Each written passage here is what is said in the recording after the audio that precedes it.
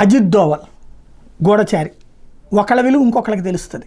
Russia, China, America, Britain ఇట్లా ఎవరికి వాళ్ళకి గూఢచారుల విలువలు తెలుసు. అజిత్ దోవల్ విలువ బాగా తెలుసు. భారతదేశంలో కూర్చుని భారత్ శత్రువుల్ని ఆఫ్ఘనిస్తాన్లో లేపేస్తాడు, అమెరికాలో లేపేస్తాడు, కెనడాలో లేపేస్తాడు. అలాగే చైనా వేసే ఎత్తులకి పై ఎత్తులు వేస్తాడు. కాబట్టి శత్రువుని గౌరవించాలి, బలమైన శత్రువుని అన్నటువంటి యుద్ధతంత్రంలో భాగం అనుకుంటా ఏదైతే చైనాకి సంబంధించినటువంటి కీలకమైనటువంటి అంశం చోటు చేసుకుంది. అది ఏంటయ్యా అంటే అజిత్ దోవల్తో తాజాగా అన్ని అంటే ప్రోటోకాల్స్ ఉంటాయి. ఒక చైనా వైస్ ప్రెసిడెంట్ ఎవరిని కలుస్తాడు?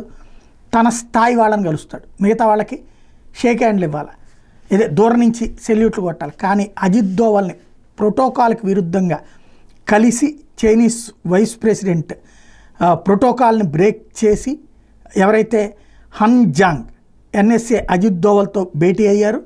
తాజాగా కీలకమైనటువంటి చర్చలు జరిగినాయి. అంటే ప్రస్తుతం అమెరికా చైనాలోని కొంత భాగాన్ని, భారత్లోని కొంత భాగాన్ని, అట్లాగే మన బంగ్లాదేశ్లోని కొంత భాగాన్ని కలిపి ఒక దేశంగా ఏర్పాటు చేయడానికి, క్రైస్తవ దేశంగా ఏర్పాటు చేయడానికి జరుగుతున్నటువంటి కుట్రలని ఎదుర్కోవాలంటే అమెరికాకి వ్యతిరేకంగా ఉండేటటువంటి చైనాతో చేతులు కలిపేటటువంటి ఎత్తుగడ ఏదో నడుస్తోంది.